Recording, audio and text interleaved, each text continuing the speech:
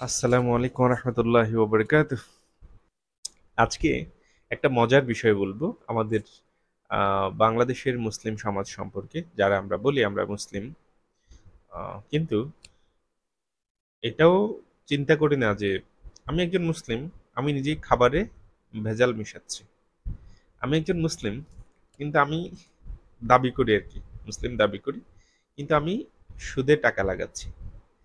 আমি একজন মুসলিম দাবি করছি, পাশাপাশি আমি টেবিলের নিচ দিয়ে আমি ঘুষ খাচ্ছি।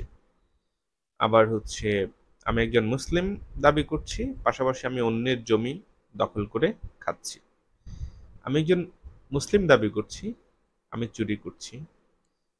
আমি একজন মুসলিম দাবি করছি, আমি ডাকাতিও করছি পাশাপাশি।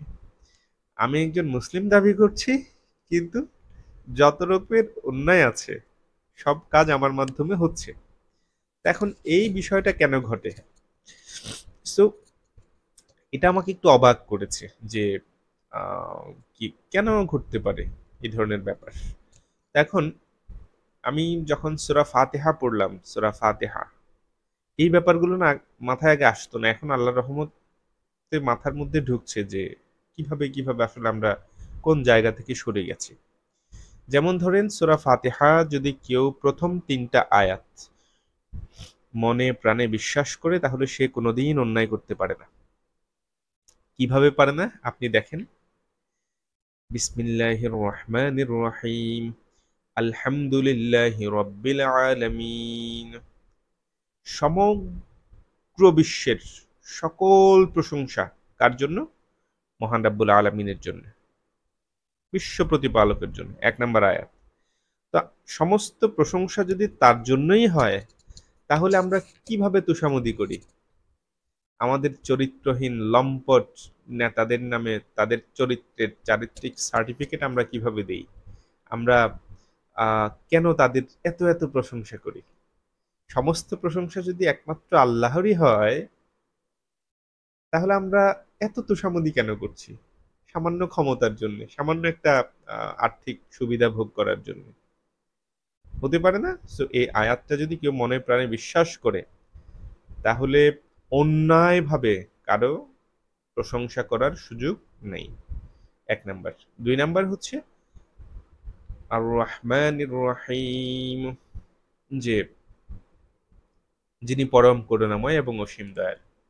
তো এখন মহান রব্বুল আলমিনই যদি পরম করুণাময় এবং অসীম দয়ালু হয়, তাহলে আমি নিজে ওই অবস্থান নিতে পারি না যে আমি 5 টাকা দান করে আমি নিজেকে দাবি করতে পারছি না যে আমি দয়ালু।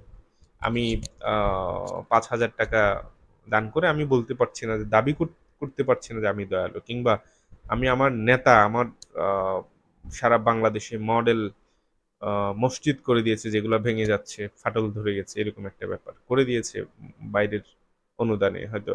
তার মানে আমি এই না যে বলে ফেলবো যে উনি খুবই দয়াবান এবং হচ্ছে উনি জান্নাতের টিকিট পেয়ে গেছেন। অসম্ভব।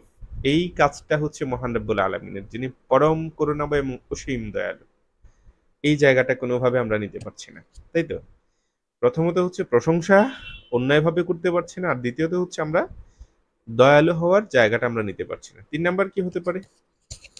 মালিক ইয়াউমিদ্দিন, বিচার দিবসের মালিক।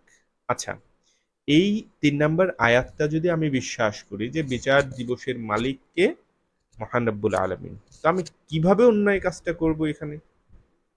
বিচার দিবসে তো আমি ধরা পড়ে যাব, তাই না? তো আমি যদি বিশ্বাস করি সত্যিকার অর্থে আল্লাহই হচ্ছেন বিচার দিবসের মালিক, তাহলে আমি কিভাবে ঘুষ নিব, কিভাবে সুদ নিব, কিভাবে অন্যায় করব, কিভাবে, মানে কিভাবে আমি জুলুম করব মানুষের উপর, নিজের উপরও বা কিভাবে জুলুম করব আমি? কিভাবে সম্ভব?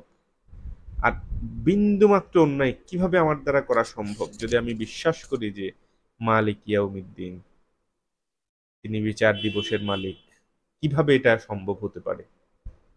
So, একটুখানি চিন্তা করেন, এখন থেকে যে আয়াতি তেলাওয়াত করুন না কেন, একটু চিন্তা করে ভেবে চিনতে ভালো করে বোঝার চেষ্টা করবেন যে কি বলা হয়েছে, এবং এটা যদি আমরা বাস্তব জীবনে প্রতিফলিত করি, তাহলে আমাদের সমাজ থেকে অন্যায় চিরতরে দূরীভূত হওয়া সম্ভব, ইনশাআল্লাহ। সো চলেন আগে নিজে বুঝি, নিজে আমল করার চেষ্টা করি, তারপর আমরা কি সমাজ জীবনে, পারিবারিক জীবনে বাস্তবায়ন করার চেষ্টা করি। আশা করি আল্লাহর রহমতে আমরা সফল হব ইনশাআল্লাহ। আল্লাহ হাফেজ। আসসালামু আলাইকুম রহমতুল্লাহ।